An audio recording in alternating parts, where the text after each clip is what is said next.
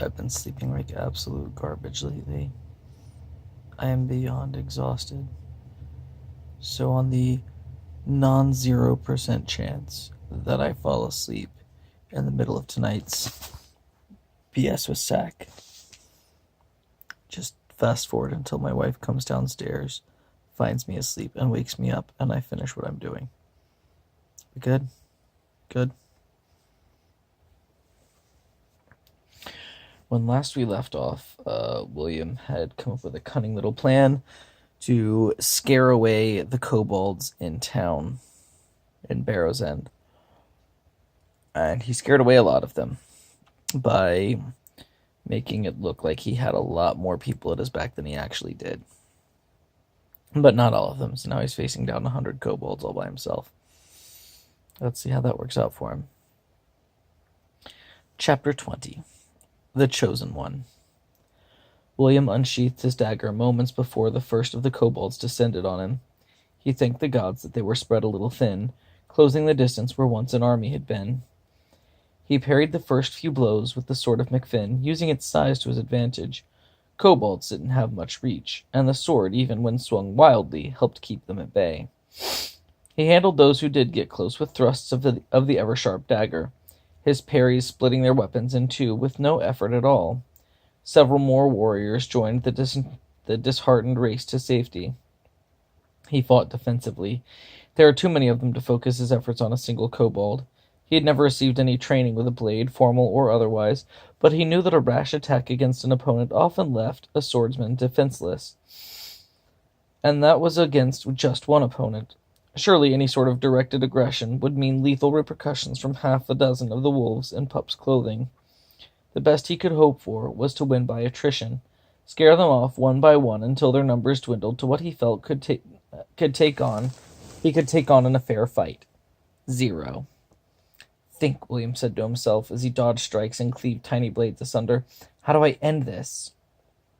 A kobold to his left made a poor swing and spun wildly on his heels. Though William knew the dangers of making an attack, the opportunity seemed too rare to pass up. The disoriented kobold had no defense and no real reach. He would barely expose himself. This particular soldier didn't even wear metal armor. His dagger would have no difficulties whatsoever gutting the little monster, and a dead kobold at his feet would go a long way to scaring off the others. He arched his hand back, blade pointing toward its prey. Taking a breath, he swung hard, connecting cleanly with the beast's chest. The kobold went sprawling on the ground, writhing in pain. William felt a little sympathetic for the creature, but didn't dare let some absurd soft spot for a monster of pure evil open him up to attacks from those around him. He had almost forgotten the little guy altogether, until he stood up unharmed without so much as a scratch on his leather tunic. William froze in shock and stared at his dagger. Had it lost its magic? A blow to his ribs startled him back to reason. William turned to check his wounds, to see who or what had hit him. Just the blunt end of a spear, no real injury. He sighed with relief. Still, with the dagger on the fritz, he had to be more careful. Already cautious from the start, his fighting style became like that of a turtle. He closed up in his protective shell of whirling blades and hoped his enemies tired before they penetrated it. The sword of McFinn spun about him, keeping the little ones at bay. He considered dropping the dagger altogether and pulling his scimitar. Gods knew he could use the extra reach on his left side. Unfortunately, the others noticed how his dagger failed, and their numbers shifted to his left, pressing the advantage. He couldn't get the spare second to switch. Instead, he kept rotating, kept the bulk of them to his right. The plan wasn't perfect, but it would buy him time to come up with a better one. A kobold to his left took a heavy swing at his flank, and the boy barely brought the sword of McFinn over in time to block the blow. He had become so engrossed in keeping his sword swinging, he had almost forgotten he could still parry with the dagger. It might not carve enemy weapons to cheese anymore, but it could still deflect an incoming sword or spear. A flurry of blows to his left diverted his attention to the side, parrying wildly with both blades. Once again, kobold weaponry fell to the ground, cleaved in two. It made no sense. Why would the dagger so easily hack through cold steel but balk and be turned aside at a leather jerkin? Was the blade incapable of delivering killing blows? That seemed an unreasonable enchantment. He pressed its edge lightly against his thigh and winced. No, it could definitely draw blood. William could think of no reason why the blade could cut through anything except the kobold's armor, unless... He thought back to the custodians of McFinn's shrine. They were having money troubles, but could afford to purchase a magic blade to boost employee morale. The dagger clearly had been built for combat. Its intended owner was a goblin warrior, but it couldn't penetrate the cheapest of armors. He smiled and laughed, an act which unnerved several more kobolds, as he finally understood the enchantment. The flyers said the blade would cut through anything except its sheath. Its leather sheath. Pudgy and Slim were all but broke, so rather than pay for two enchantments, one for the blade to cut through anything and one for an impervious sheath, they paid for one lesser enchantment. The dagger could cut through anything except leather. William made a mental note to make no more attacks with the dagger regardless of the opportunity, and continued his defense. He'd been lucky so far, hadn't taken any serious hits, but he began to feel tired. All of his sword swinging exhausted him, and he suspected he could not keep it up forever. A glance at the crowd surrounding him confirmed what he feared. The majority of those brave kobold warriors remained at least 80, and most of the other 20 that he presumed he had frightened off had in fact simply run to the smithy's tent to rearm themselves. He had to fight these men alone. The rest of the resistance wouldn't come to his aid under his strict orders.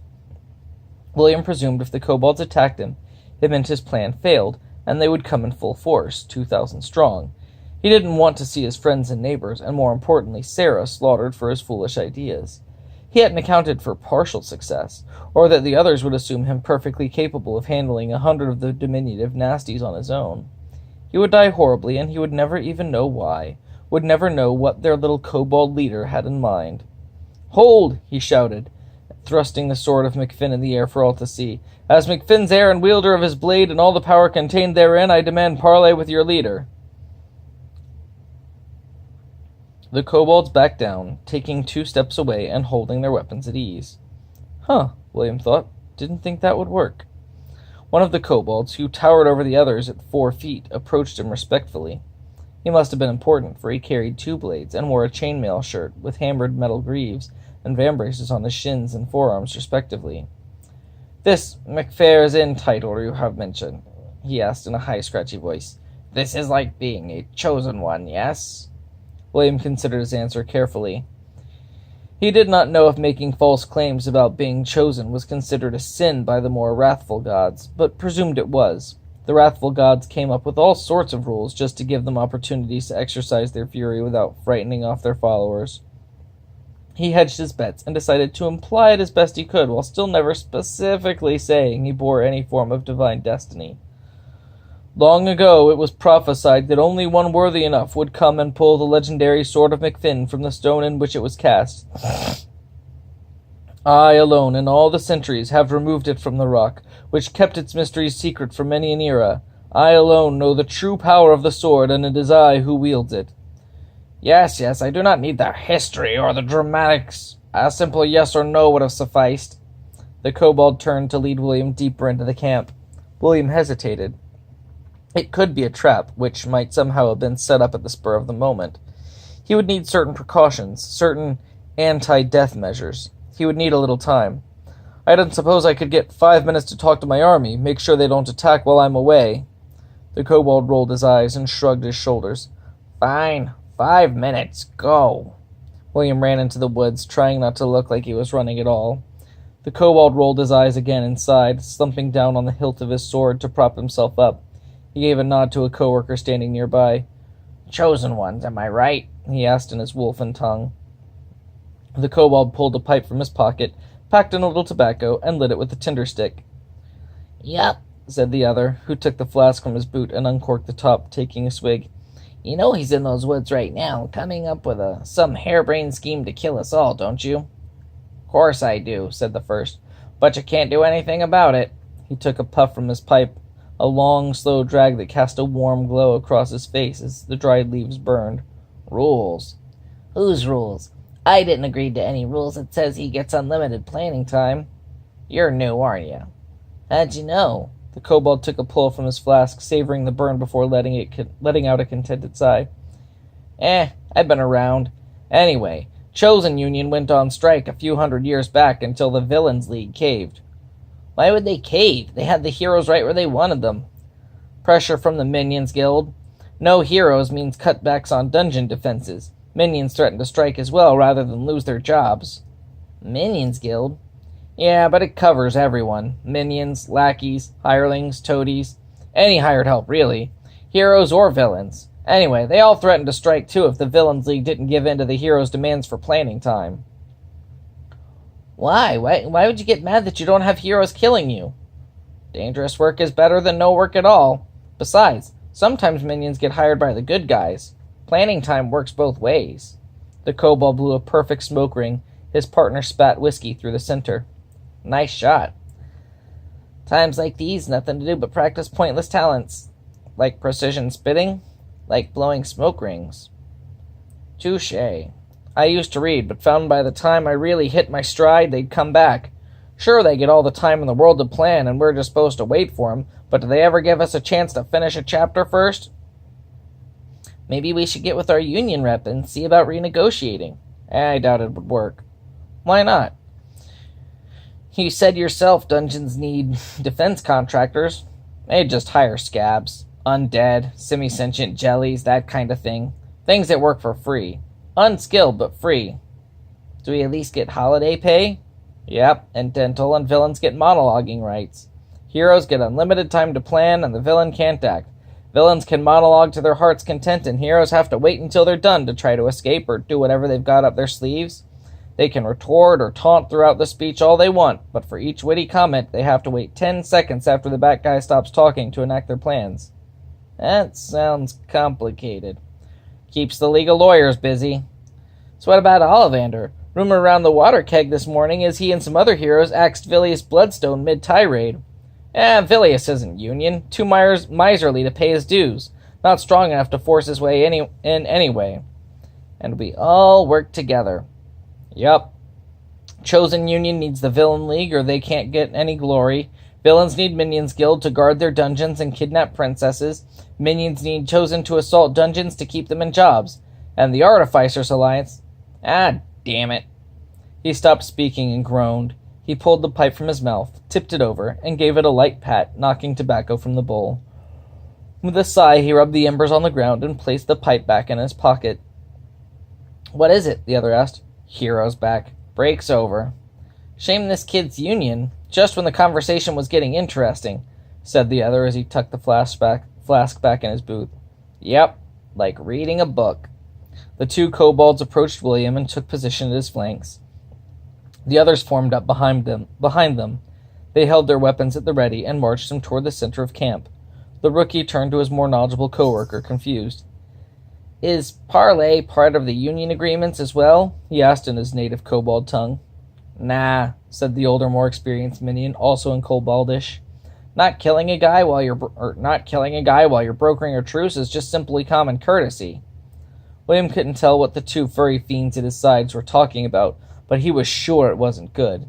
They were probably plotting his demise, and he felt certain that they had spent the last 5 minutes scheming with their horrible little leader about how they would flay and eat him the instant he stepped out of view of his backup. Life just got better and better these days. The two kobolds stopped outside of a large tent and made a grand gesture of opening the door flaps. With their sword hands, they motioned him in. William sweated and wished they would have used some other, less intimidating means to let him know to enter. A nod, a smile, perhaps a nice, "We're here. Come on in. Kick up your feet, William. Make yourself at home. Enjoy your stay. Would you like some hot chocolate?" But no. Instead, he got swords and stern looks. He was so dead. Surprise overtook the boy when he stepped inside. The room was not at all what he would have expected of a kobold, even a kobold general.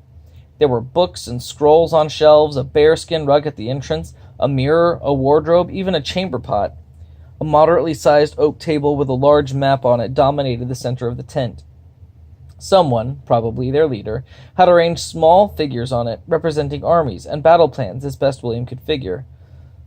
At the head of the table stood a plush red velvet armchair, and sitting within was the kobold general. He stood fairly tall for a kobold, perhaps 4'3". His fur coat was brown, regal, and well-groomed. He wore a double-breasted general's coat of dark blues, almost indigo, with gold buttons and trim. On his head sat a tricorn hat of similar color and design, though it fit loosely. William suspected both items had been taken from their previous owner and tailored as best as he could fit the small general. He had strapped a belt around his waist, from which hung a sword and scabbard. He wore no pants or boots. "So," the general said in a voice high and scratchy, "you are this chosen one my men are all so terrified of." "That's the rumor going around." William made his best effort not to lie. If the gods wanted to smite him for lying about being chosen, this would be a particularly unpleasant time. "Playing it casual," the general smiled. At least William thought he smiled. Reading the facial expressions of dogs could be so difficult. "I like that." "Well, good," William said, not knowing what else to say. "I am Wilfred," the general said politely. "William." The general sat staring at William, his head cocked to the side, his eyes wide. He twiddled his thumbs, waiting. The two sat in awkward silence for some time. Finally, the general spoke. "So, chosen one, what did you want to speak about?" "Huh? I beg your pardon?" "You called this parley. Surely there must be some reason, something you wish to discuss." "Oh," William said, stumbling for something to say. He hadn't thought this far ahead. He anticipated an ambush. He figured he would be using his cunning plan by now. Instead, he had to actually parley with a kobold. Who would have guessed? "Well, there is the matter of Barrow's End." "Which is?" the kobold asked. "The, town you burned down? It's sort of my home." "Oh, is it now?" "Yes, and I was thinking maybe you could leave." "I see. Well, in good time, when we're done here, when we're ready." "I was thinking more along the lines of now." "Now?" The general laughed, a strange, yippy bark that sent shivers down William's spine. "Or later today. As late as tomorrow morning, I suppose. Packing takes time." William shifted from foot to foot, glancing around the room. It's negotiable." "Negotiable, eh?" He rose and began to stroll about the room, picking up whatever knick-knack that happened to be at hand. "And you are chosen, you say?" "I do have the sword of McFinn." "I've never heard of this McFinn, or his sword." Wilfred drew closer, his hand slipping discreetly to his own blade. "Oh, well, it's really powerful." "I'm sure it is." "Good, because it is powerful and legendary. There are prophecies about the sword, and tales, all kinds of tales about McFinn the hero, McFinn the conqueror, McFinn the legend, his daring exploits and adventures and things. Did I mention how powerful the sword is?" "You did." The general drew closer, dragging his finger along the table as he approached. William flinched as the kobold stopped before him. "You don't seem too confident for a chosen one. Something on your mind?" No, he stammered. "There's something on mine." Wilfred examined his finger as though checking for dust, which he flicked off. He turned his hard eyes to William, looking him up and down with a sneer. "Is it that timeline? Because I can give you until the end of the week, if you need. Or not. It depends on my mood. Not yours, because I'm chosen." William's eyes went wide. He said it. He didn't mean to. He'd been so careful, but he said it. Cursed that general for pressuring him so. "For some reason, William," Wilfred said with a wicked grin, "I very much doubt that." And that's where we will stop for tonight, because who knows how much wakefulness I have left in me. That was your bedtime story. It's time for me to go to bed. Good night, everyone. Have good dreams. I'll see you next time.